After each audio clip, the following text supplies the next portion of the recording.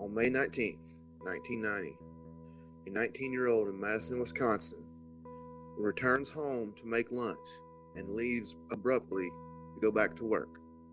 It is the last time his parents ever see him again.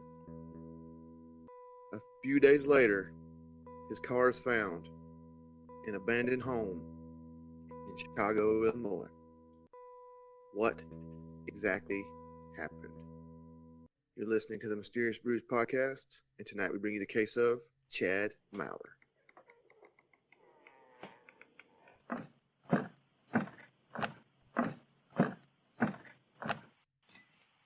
Welcome to a deep, dark, dank, moist basement somewhere in the bowels of Georgia. Well, Coacher Roacher, how you been there, bub? Been all right. Well, a good week, I guess. We got us a new not 5-star. We got us a new patron. We gotta love those. Priscilla Tatum at the $3 tier. Priscilla, when you hear this, your decal will be on its way. And Miss Faria, yours is somewhere out in the abyss trying to make it to you. So, I don't have anything else. Do you have anything else there, Slappy? Not at the moment. Other than we're going to be redoing a case that we did not do justice the first time because of brand new equipment, and we didn't know how to use it, so it sounded terrible. So I doubt anybody listened to it. So hopefully we can give this young man some justice that he deserves. If not, oh well, we tried. We gave it the old... We really tried this time. College try. So on Friday, May 19th, 1990, just after 12 p.m., Chad Maurer came home for lunch at his home in Monona, a suburb of Madison, Wisconsin. He lived on Simpson Street, and he was going to make a couple of sandwiches during his lunch break. He was working at a bike shop, which was named the Village Peddler in Madison. Just before he left to go back to work, Chad asked his father for $20 to fill up his dad's yellow 1968 Ford Mustang that he was driving. Chad was in a hurry, like always, and drove back to the shop to finish his shift. It was just a 2-mile drive that took less than 10 minutes. About an hour and a half after Chad left, his mother, Dolly, and his father, John, decided to make a trip to the hardware store in town. Now, the hardware store was located across from the bike shop. When they arrived, they noticed that the Mustang that Chad left in was not at work. Both Dolly and John entered the bike shop to see if Chad was there. The store was packed. The owner had a line of customers that he was helping, so the Maurers decided to look around and see if they could find Chad. Not finding him after a few minutes, they asked the owner if Chad was there. The owner told Dolly and John that he believed that he had to be helping a customer in the back of the store. So yeah, he made the comment. They said, "Is Chad here? His car's not outside." He's like, "He better be." Yeah. I got all these people in line, and I'm helping. He better be. So Dolly stated that Chad had just started work. Hold on now. This is very strange. How big and busy could this bike shop possibly be that the owner is not aware that one of his workers is not there? That's $1 million question, because, I mean, the way I understood it, reading the articles and stuff, was Chad was the only one working with him that day, was he not? I don't know. And it wasn't a very big store. It was, I mean, your average, I don't know, I guess like a standalone Ace Hardware maybe. Dolly stated that Chad had just started working there just 2 days earlier, and she wasn't about to cause a scene and get Chad in trouble. Chad loved bicycles and loved talking about them and seeing all the new bikes in the store. Chad raced and enjoyed doing stunts on his BMX, and the Maurers decided that they would just leave the store and go back home. According to Dolly, she knew something wasn't right and stated in a later interview she had a gut feeling and couldn't sleep but on and off a few hours that night. Yeah, I mean, your 19-year-old son is not at work like he's supposed to be, and he does not come home that night. I Yeah, wouldn't be sleeping either. and it's Ain't no 1990. gut feeling that something's wrong. Something's wrong. Yeah, it's 1990. There's not any cell phones, so he's not calling to say, "Hey, I'm on my way home." So Dolly's made it clear to the media, even though Unsolved Mysteries did not put it in their episode, that her son partied quite a bit. He liked to drink, he liked to smoke pot, and according to some of his friends, he even tried LSD a few times. Regardless of his drug use, walking off the job and disappearing all night was not something that Chad would do or had ever Well, done. not to be a spoiler, but I don't want to forget. His toxicology report is going to be negative for drugs and negative for alcohol. So that's not the case here. No. So partier or not, he hadn't partied a whole lot because there was no drugs in his system. No Now, alcohol don't stay there very long, but now he was an ambitious star athlete, but predictable and not a loose cannon, she would tell the media. This was not in his nature. Both his mother and father knew that. And still, he was a teenager. So maybe he may have seen some friends at the bike shop and they started hanging out, or maybe he caught up with a girl and they headed out and he lost track of time. But by the time that Dolly got up at 6:30 a.m. the next morning, she still had not heard from Chad. At 7:30, she started calling his friends one by one. She got the same answer each time. They were surprised that Chad was out all night and hadn't bothered to at least check in. no doubt. Now, his friends and family called back throughout the day to see if Dolly had heard anything, but there was still no word from Chad. Sunday came and went without any conversation, word, anything from Chad. And it would be the last night that Dolly and John would lie down to get a little bit of sleep, thinking that their child was alive.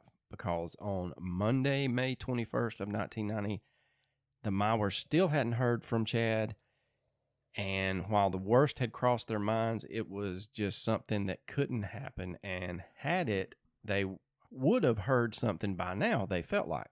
After all, it had been 3 days, and certainly if he had been in a car wreck or if he had been arrested in another town or found dead somewhere, Dolly and John would have already received a call. One You thing would think yeah. if I were them, I'd be losing my mind. One thing that police and the Mowers had considered was that Chad had been planning on saving just a few $1,000s and moving to Boulder, Colorado. Perhaps Chad got a wild hair up his rear and decided that he was going to take his father's Mustang and just head to Colorado and deal with the consequences later. But that would be so against his character, though. Right. And that's what everybody had said, that he was very predictable in his routine, and he was really a good kid when it came to his parents. Later that evening on May 21st, the phone did ring, and John, the father, answered it, and it was the Chicago Police Department. And so John, assuming that the biggest thing was he's probably in jail, so he says, is Chad in jail? For what? John, assuming the best at this juncture, asked the voice on the other end of the phone before they could finish. The voice on the other end said, your son is dead. Brutal, cold, straight to the point. And if you're wondering, Madison, Wisconsin to Chicago with tolls is a 2-hour and 36-minute drive in current traffic or 147 miles.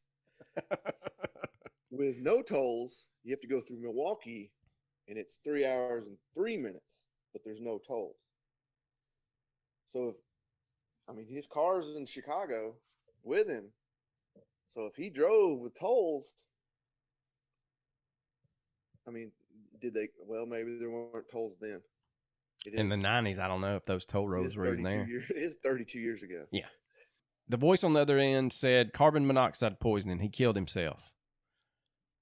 And John was in disbelief because Chad had just turned 19 10 days prior.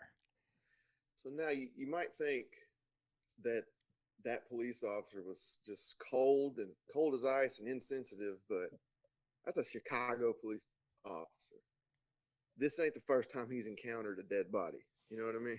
And it's probably not the first time he's had to call someone, but he could have a little bit better bedside manners. Especially if you're calling. Now, I could see him being cold if it was somebody from Chicago. But, I mean, you're calling somebody way out of town. So, but anyway.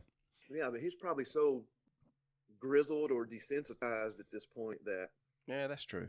It didn't even occur to him to have any tact or mindfulness. He probably just, it might not even been the first dead body he saw that week. Or that day.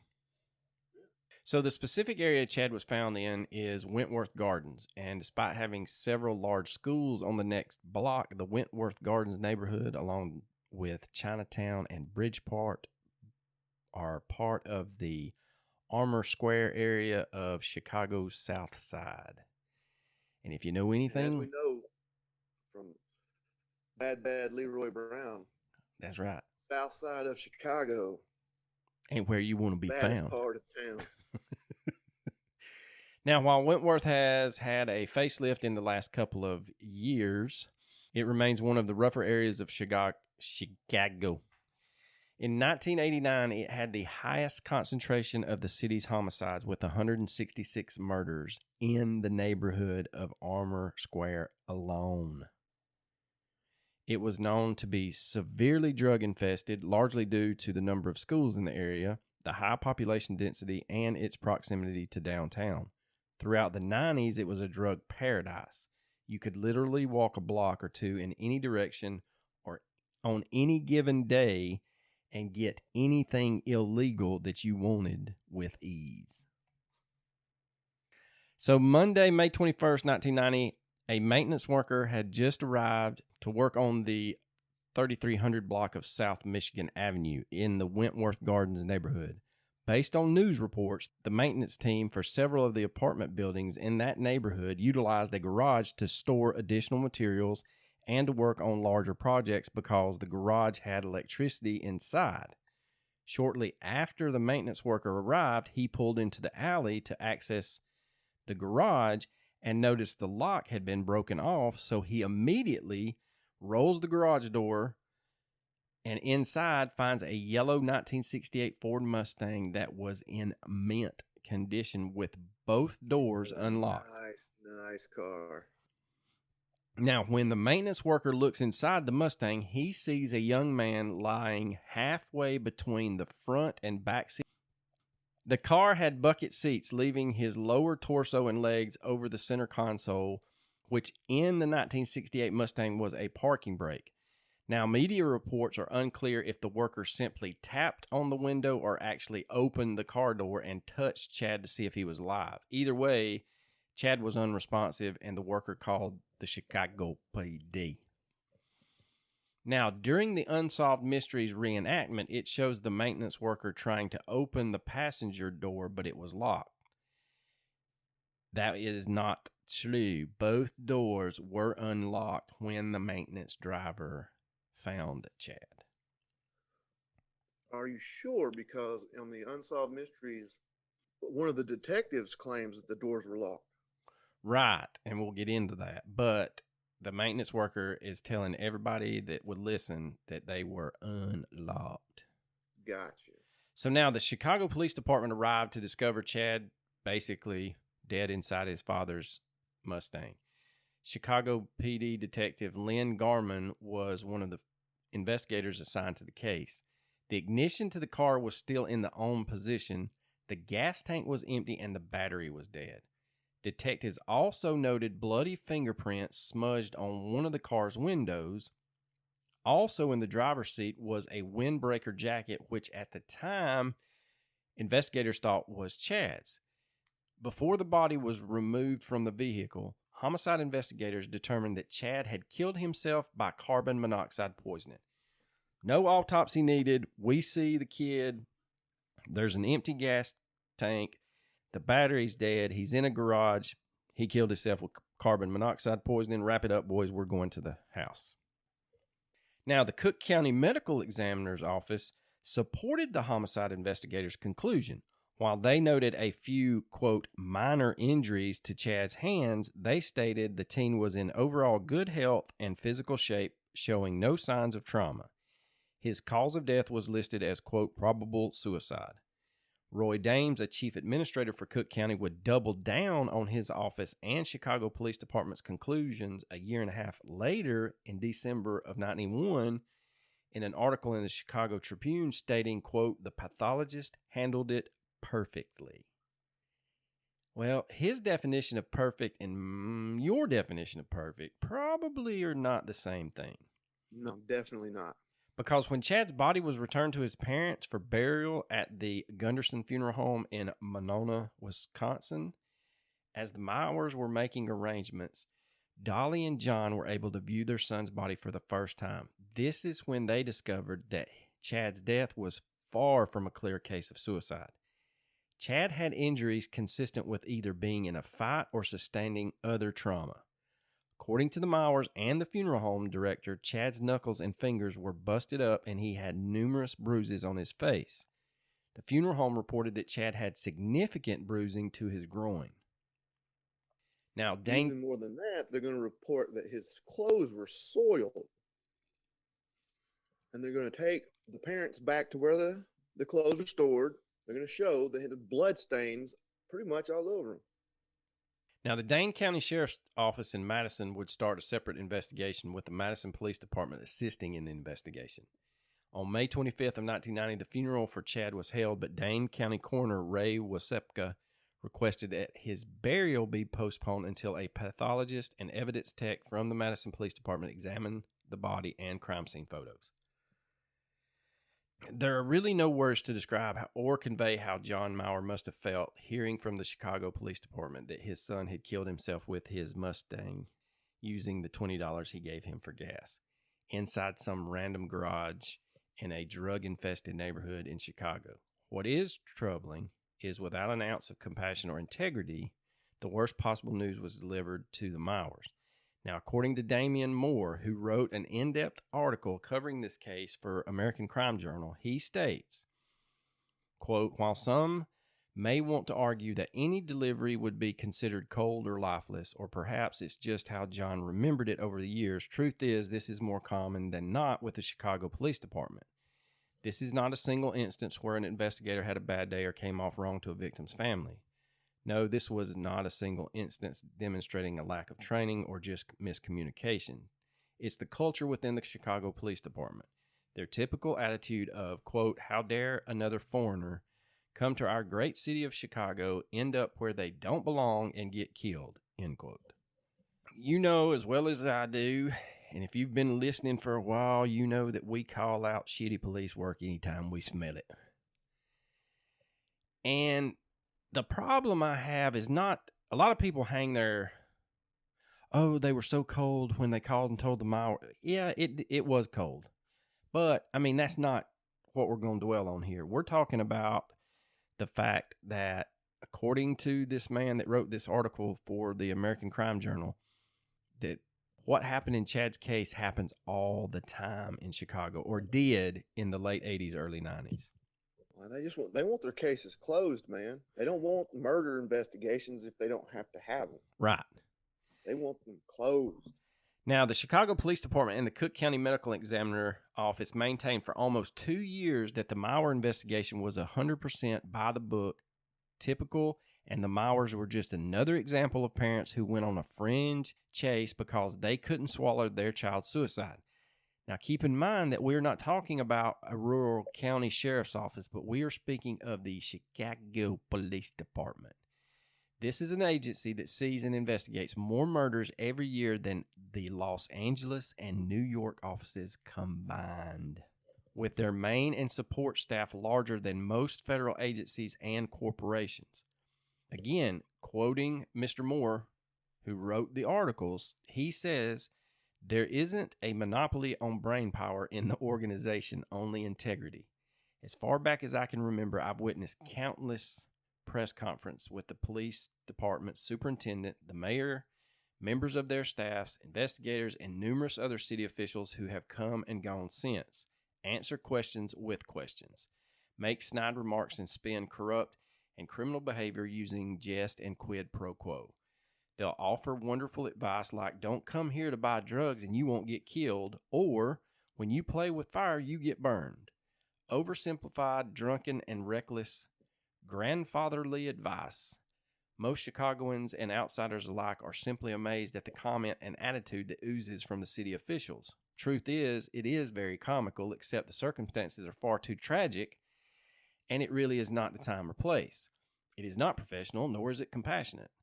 Thoughts and prayers, but hey, they got themselves killed around here. We call it natural causes. When people drive to Chicago to buy drugs and get killed, that's suicide.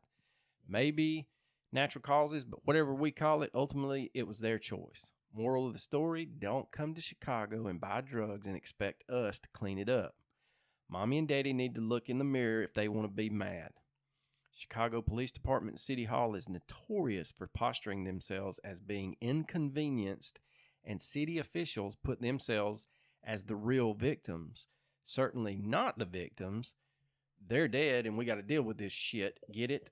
This is a police department notorious for guilt-tripping residents and spinning crime as the community's fault for not trusting them and snitching, making their job easier. They shouldn't have to investigate crime and do all that paperwork. You should go to the prosecutor's office yourself and press charges or make a citizen's arrest. Why use the police when you could probably do it yourself? Maybe if you didn't buy drugs or your kids, then it wouldn't fuel street violence. Then again, if gun manufacturers didn't make guns and people didn't buy drugs, then nobody would die. Certainly if some foreigner of the city didn't come here to buy large quantities of good dope for a good price, then they wouldn't get killed. Every time some tourist gets whacked, it just makes us look bad. I swear they come up here and do that shit on purpose. Now let's go up to Chicago to get killed so we can fuck up a few aldermen's poll numbers. And that is I would say that is an editorial by Mr. Moore. So the sad truth is that John and Dolly were owed more compassion and understanding since they weren't from Chicago and neither was Chad. Now, if you don't feel that way, I mean, we're going to have people on both sides of the fence. I just feel like that since they weren't from Chicago, a little bit more compassion should have been given. And like Coach said, you don't know what that detective had gone through, how many dead bodies he had seen, how many days straight he had been working. So honestly, I do think that needs to be considered. Yeah, that guy's an asshole. Like, well, you spend 20 years on a homicide and see if you ain't a little desensitized. Now, one thing that we have talked about in the past is anytime someone is found dead in America, even if the cause is blatantly obvious to even a waitress at the Waffle House, it is to be treated as a homicide until the medical examiner makes a determination that proves otherwise. What should have taken place in this case before they determined a suicide was to actually, I wouldn't say canvass the area, but really start looking around the area, start asking people if they had seen this yellow Mustang come in and out, see if anybody was a witness, interview people that knew Chad from back home, even if it was by phone, find out who was the last person to see him, what was he wearing, see if he did have injuries, etc., etc. Yeah, but the neighborhood canvassing where his car was found, you're not going to find many people that are going to be willing to No. Yeah, and I knew that. That's what I was saying. It's not really a canvas of the area, but I mean, if you saw anybody standing around gawking, you could have been like, hey, man, did you see anything? And of course, you're not going to get anything, but they could have called home and asked, his boss. I mean, but anyway. I saw a thing that was a little comedy skit, and this woman was a reporter, and she asked this guy, she's like, you see anything strange in the area? And he goes, is that her mic? She said, yeah. He goes, is that camera on? She said, yeah. He goes, man, I ain't seen nothing. I ain't even been here. I don't live in this neighborhood. Matter of fact, I'm 40% blind in my left eye and I'm 60% blind in my right. And I can't even see who you are, mister.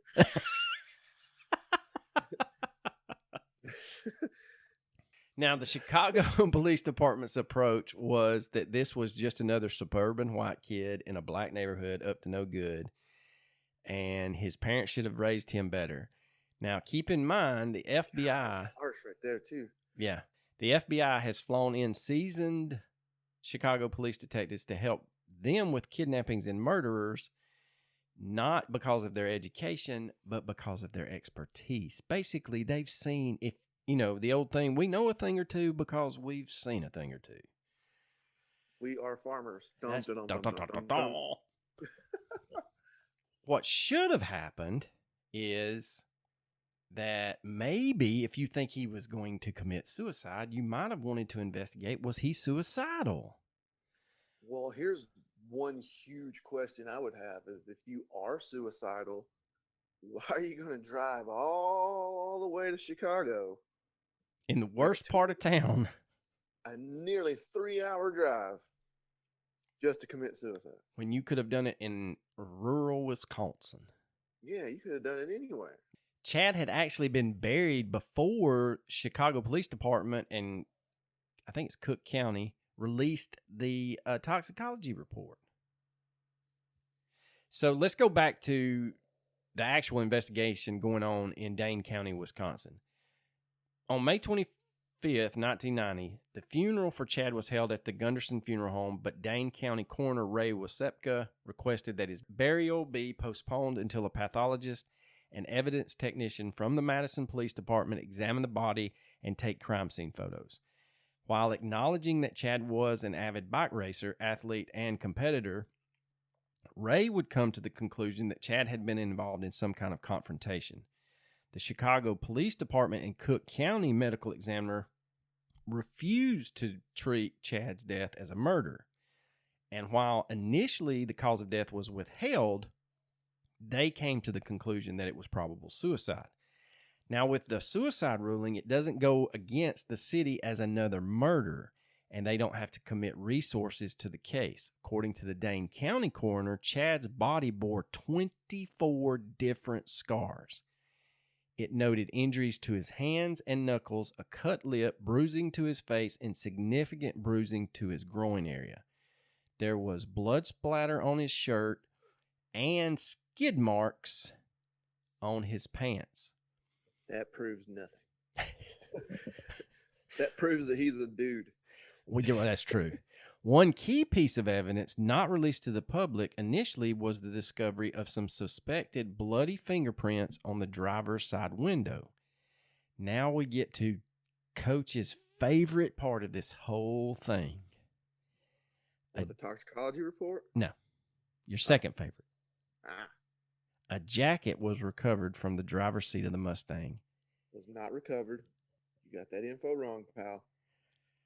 Okay, let me reword that. A jacket was Word it correctly. found by the Chicago Police Department. Wrong again. And the Would you like for me to tell you what happened? Please, by all means. Okay. They took crime scene photos, and the jacket was seen in the passenger seat in the crime scene photo. And when the parents saw it, they claimed that A, was not his jacket. He didn't even bring a jacket, and they don't know whose jacket that is. However, no jacket was recovered, and a detective claims that they couldn't retrieve that jacket because the doors were locked. But between the crime scene and the tow, the jacket come up missing. You're welcome. Thank you for clearing that all up. Because my next two sentences were the same thing. No. Well, you got it all wrong. You said recovered. Photographed. There you go. Look at this photograph. I'm all about accuracy. I know you are, buddy. Trust me.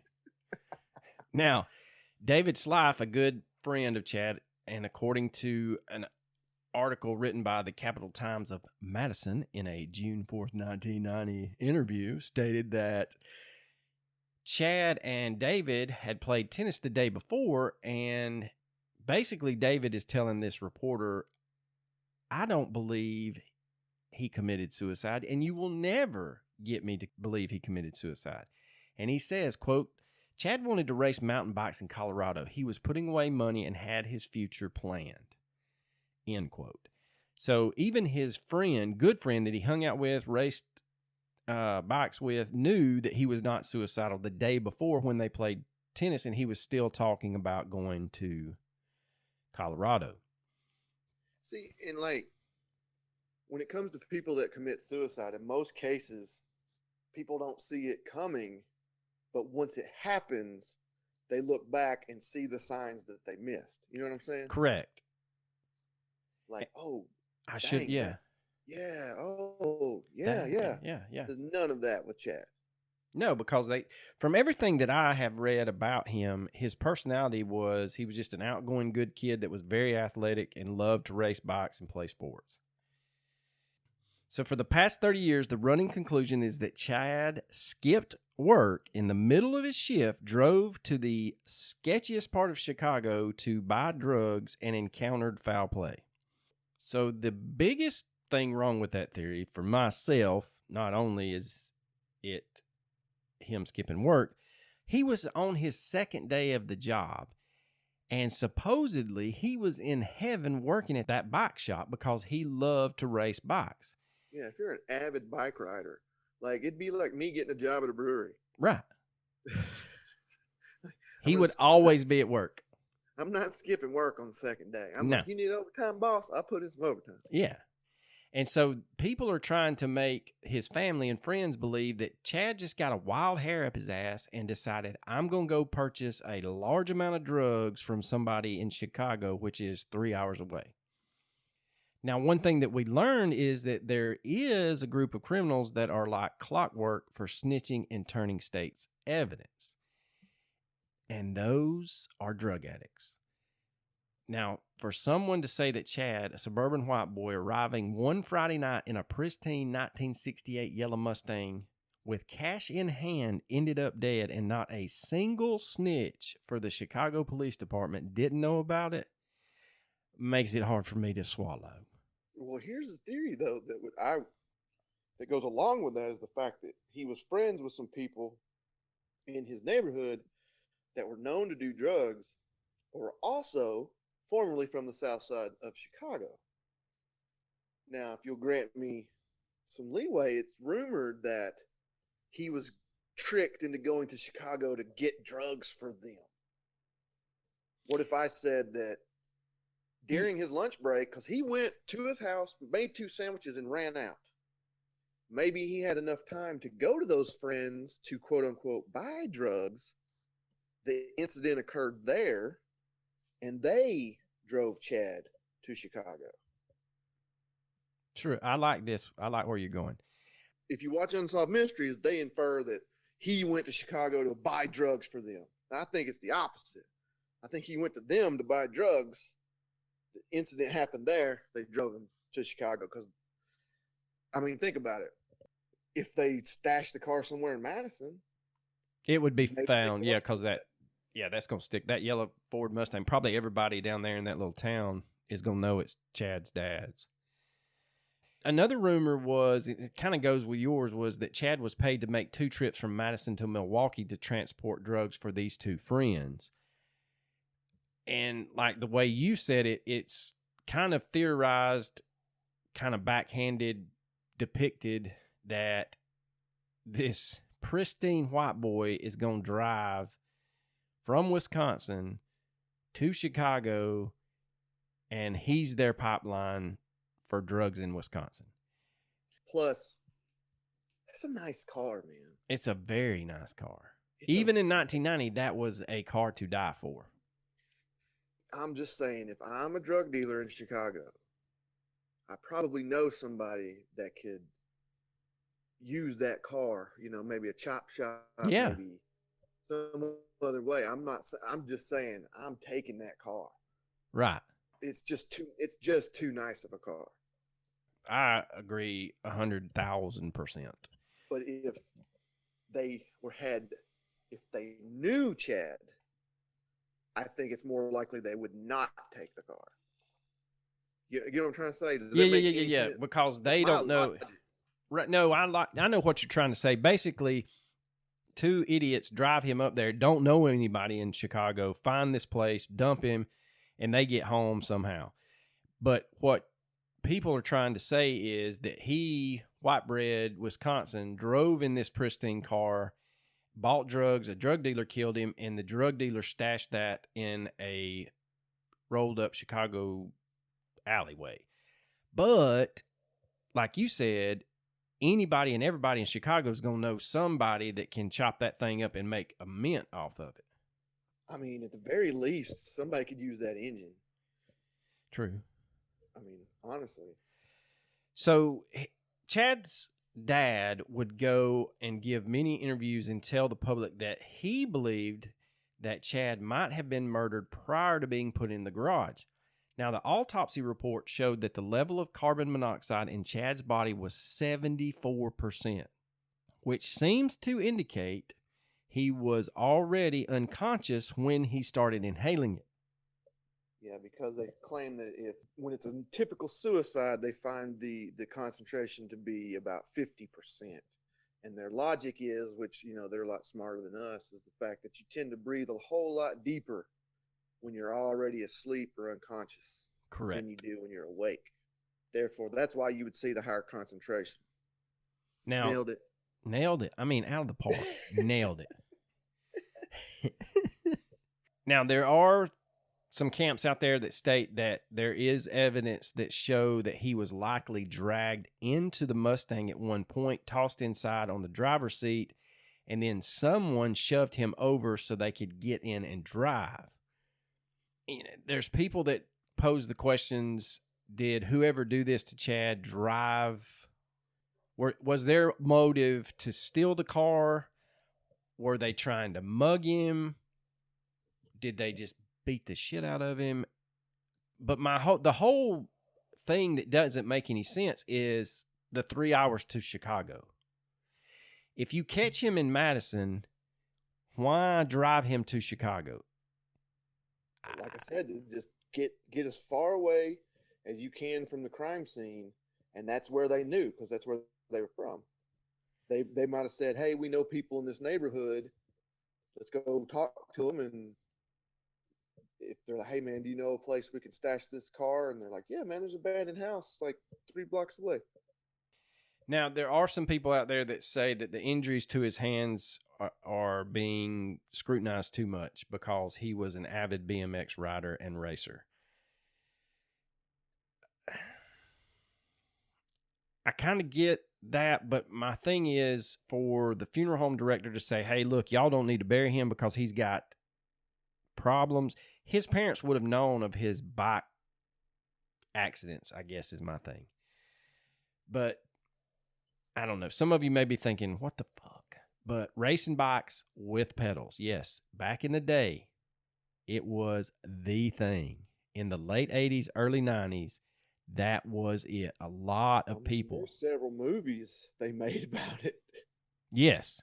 And the thing is, racing bikes brought everybody together. Your stoners raced bikes, your delinquents raced bikes, your preps raced bikes or had good bikes, and they all hung out together.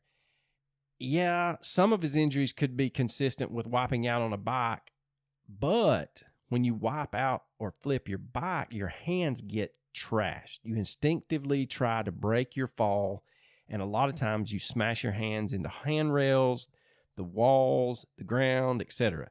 But keep in mind, Chad competed, and so he probably spent a shit ton of time on his bike and probably tried more stunts than the average rider would have, which means he would have had more injuries, but those injuries would have been older.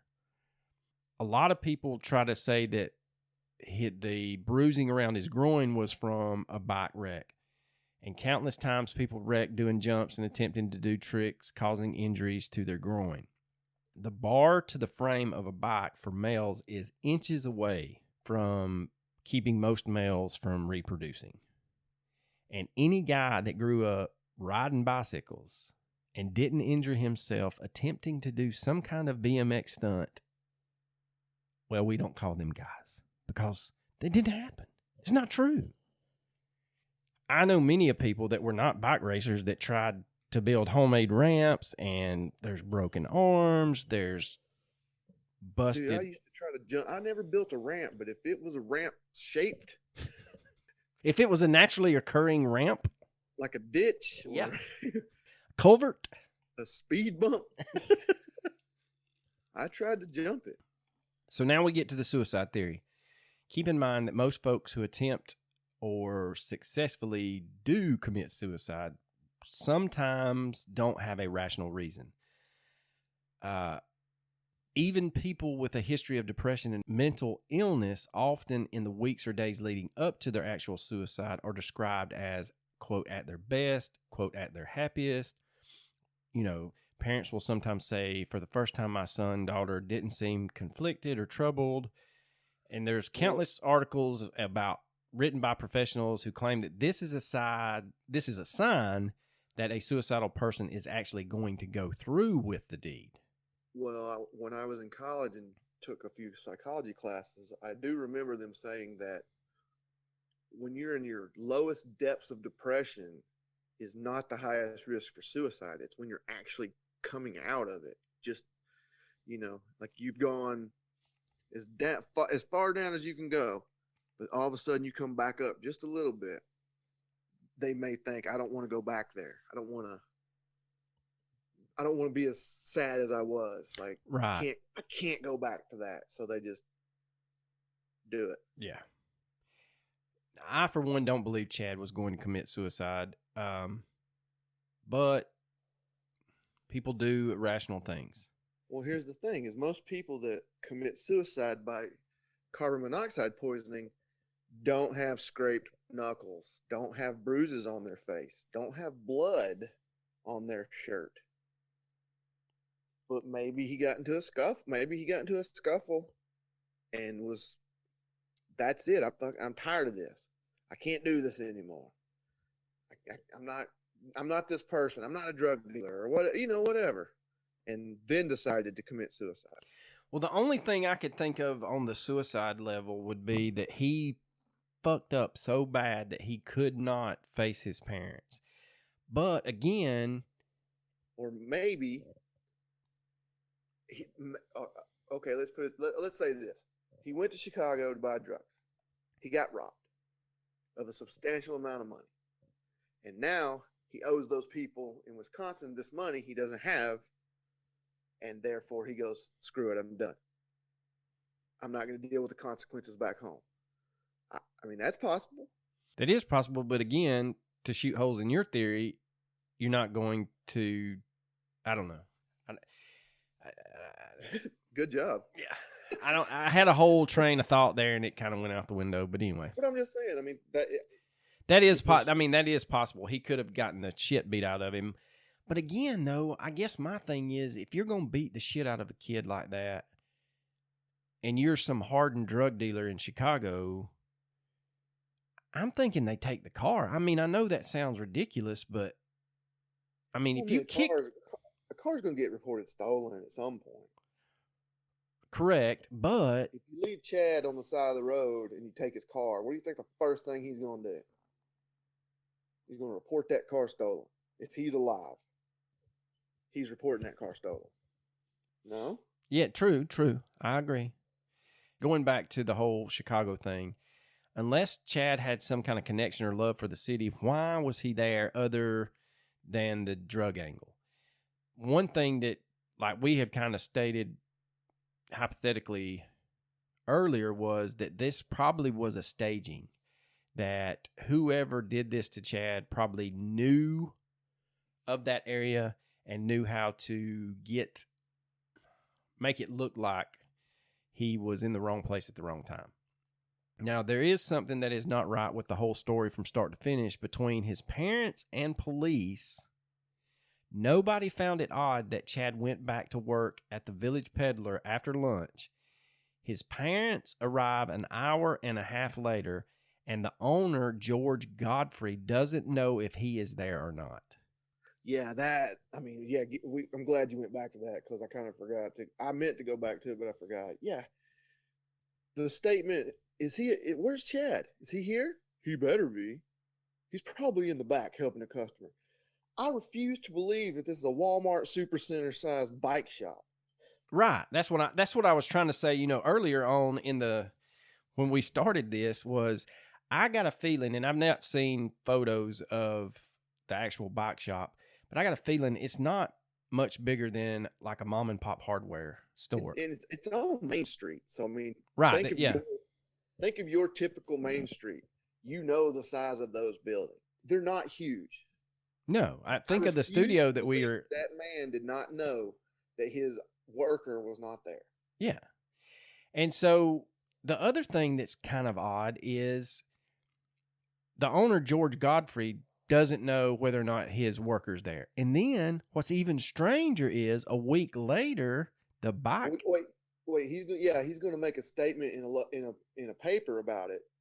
I'm not sure exactly what the statement is, but yeah, go ahead with what you were going to say. The bike shop is shot up in a drive-by shooting. No other business is vandalized, but there's 2 shots shot into the bike shop to bust out a window. That's a clear-cut message. Yes. And you need to shut the up.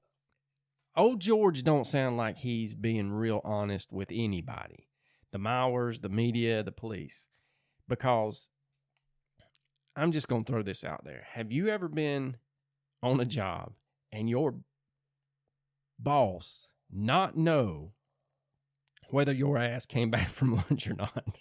Yeah, exactly. Especially with it being your second day on the job. How did good old George not know where Chad had been in the hour and a half he was gone until Chad's parents showed up in his little shop? Not once did Chad's parents ever say that old George called to their house and said something like most bosses would be like, hey, where the fuck is Chad? He went to lunch and some bitch ain't come back yet. Well, I would give him benefit of the doubt. Second day on the job, old George probably didn't have Chad's parents' number memorized, or maybe didn't even have it at all. Shit, he's got it on an application. You don't know that? I know. 1990. I know everything. Be a handshake deal. Well, it could have been. You're right. Well, another thing is he didn't call the Mowers and say, hey, after you left and it slowed down, I went back there looking for Chad, and guess what? He's not here. That son of a gun better show up.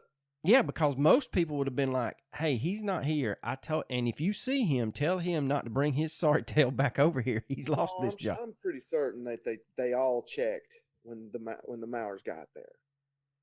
I mean, you think the parents of your worker are going to go, hey, where's he at? Oh, he might be in the back. And the parents aren't going to go, could you go check for us? Well, she even says she kind of looked in the back but didn't want to like screw up his first couple of days on the job. So, but yeah, I would have been that way too. Hey, when you get a second, can you go look? We were just at the hardware shop and we wanted to see how he's doing. We're like I said, it's probably not the biggest store. And even if old George was busy at the register, it's probably small enough to where he could turn around and go, Chad. Yeah. Like, what's his name? Ron White, when he says, he gets on the PA and says, we only have one engine. He goes, and he could have just turned around and said, hey, we only have one engine. Rain off some oil pressure. That's exactly what I'm saying. Yeah. I don't know. That's suspicious to me. I'm not sure why that didn't get looked into further. What's crazy is Dolly she kind of says in some interviews that when she drove off, that mother's intuition kind of kicks in, but she doesn't get real worried until the next morning. And I guess my other thing, going back to old George, old George didn't call and say he's not at work again. Now, Granted, he could have had the next day off, but he's gone for 3 days before the Chicago police call? Or again, to give George the benefit of the doubt, he could have been pissed and been like, well, he's fired. I don't care if he comes in or not. Yeah. If he comes in, as soon as he walks in the door, I'm firing him. And he don't walk in the door, so he might have assumed he quit. That's more than a safe assumption to me. All right, so the other theory is that Chad on his own went to Chicago and for the sole trip and purpose of purchasing dope. And Now, We can just say that he went there on his own volition, and we don't know exactly what he was going to do. Well, no, I'm Maybe talking about there's a theory out there that he left, like he skipped work, and like basically this theory states that he came home, made himself 2 sandwiches, and the reason he made himself 2 sandwiches is he was about to have a 3-hour drive because he was not going back to the bike shop. He was driving to Chicago and buy a large quantity of dope.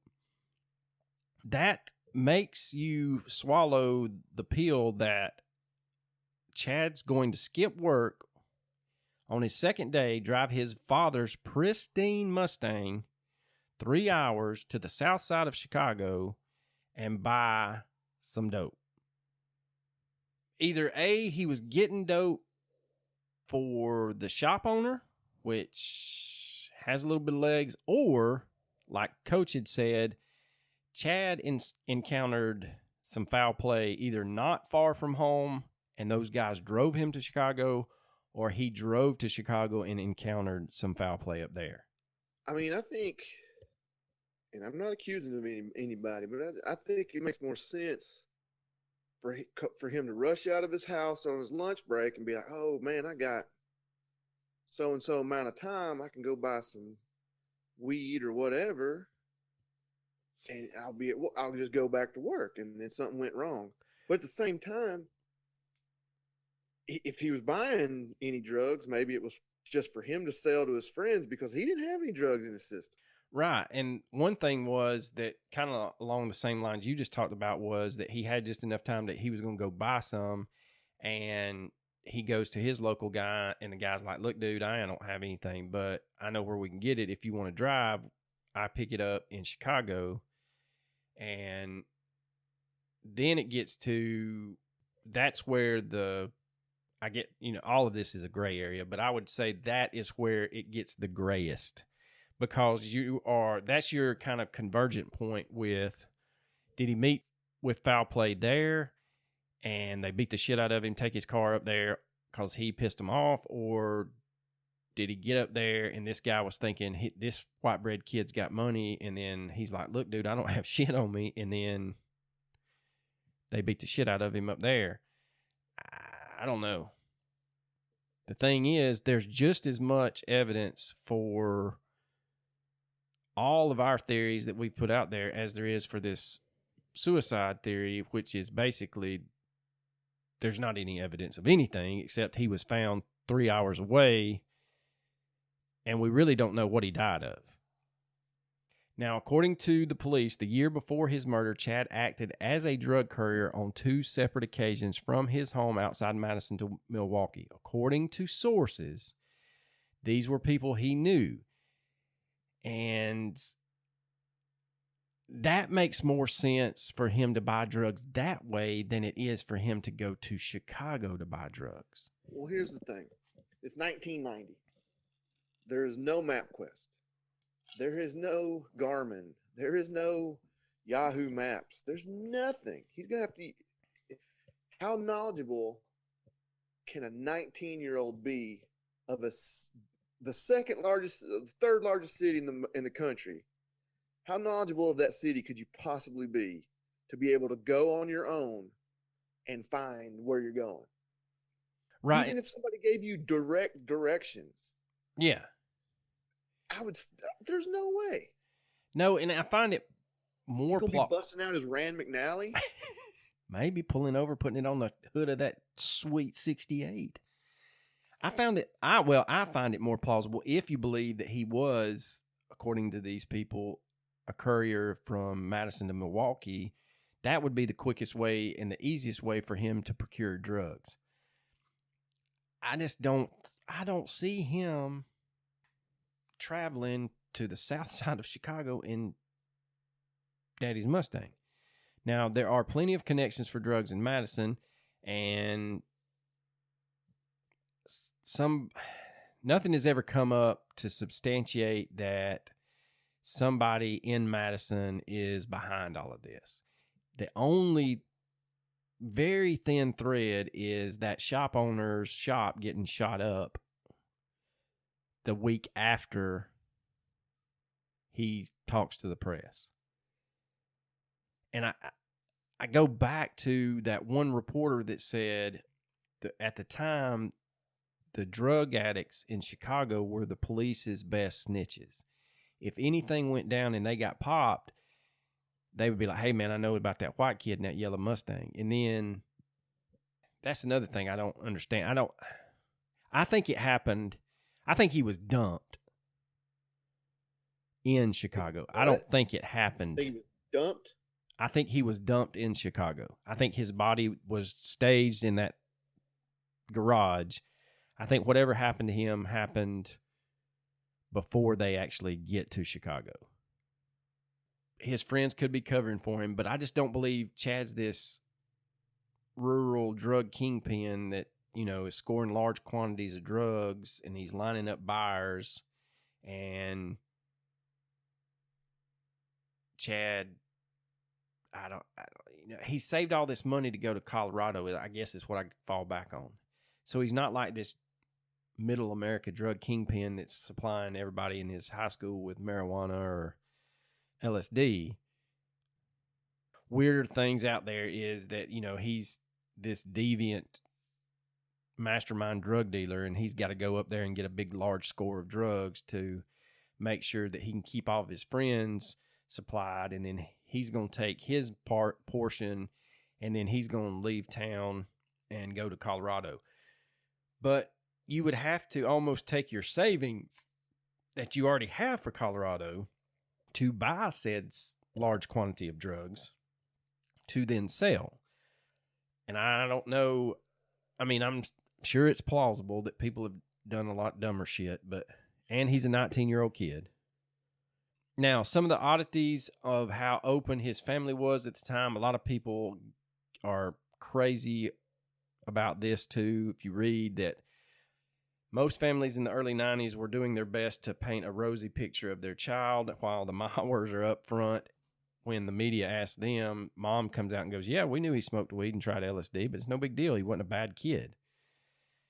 So they, on the Reddit, kind of say that Dolly and John knew that he was a drug dealer and that he was heavy into using drugs, and they're trying to cover and make his death seem like it was grander than it should be, which I find as stupid. Now, the other thing is a lot of people wanted to know if Chad was violent. Had anybody made threats against Chad? Did Chad make threats against someone else? And none of that could be substantiated. So what actually happened to Chad Mauer? On the surface, the suicide theory sounds ridiculous, but Coach did put one out there where he may have just found himself where he couldn't face the music when he got home. Yeah, he found him. If you're going to go with the suicide theory, with the condition his body was in, I think the only plausible explanation is he got himself into something that he knew he could not get out of. Yeah, and a couple of the questions is, you know, he could have died from an accidental death, just as possible as he could have died from being murdered. He may have been carjacked and forced to drive to Chicago. Did he help some friend out and it's an emergency, I got to get to Chicago, and then he drove him up there and was attacked up there? Was he under the influence of other drugs? No, because the toxicology comes out and says he didn't have anything in his system. So, I don't know. You know, there was a thing that he was, and this kind of is thrown away once you read the toxicology, is one theory was that he was under the influence of other drugs while hanging out with friends, and he goes to the garage to leave. It's a little cold. He goes and sees a cop walking down the street.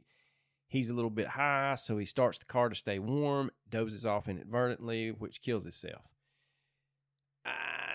Possible, but again, he would have had some other influencing drugs in his system when they did the toxicology report. So that's kind of thrown out the window. This one's a head scratcher because the toxicology report kind of throws away any drug or alcohol angle. The carbon monoxide poisoning is, like Coach said, they find it at 70-something%. And if you attempt to kill yourself, 75%. Yeah, and if you attempt to kill yourself, it's usually around 50 to 60%. Now, supposedly, it may be in the Unsolved Mysteries thing, in the reenactment, Dolly asked him if he's going to be out late, if he wants to take a jacket, and he says, no, I don't need one. So then that goes back to whose jacket is that? I just don't find it plausible for young Chad to drive all the way to Chicago and commit suicide unless he drove up there with someone and something happened and he just could not bring himself to come back home. But I don't see this case ever really truly being solved. I really, I'm going to stick with something happened in Madison and they took him to Chicago. That makes more sense than anything else. Well, let me shoot holes in that myself. If he was alive, what are they going to do? Stuff him in his own trunk? Or? Well, they could have had a weapon on him. They could have beat the shit out of him, and then one of them had a weapon on him and just be like, look, man. Or the whole thing, can we use your car? And he's like, hell no, you can't use my car, but I'll drive you wherever you need to go. And they kind of lied to him about why they were going to Chicago. Yeah. Who knows? Yeah. I don't know.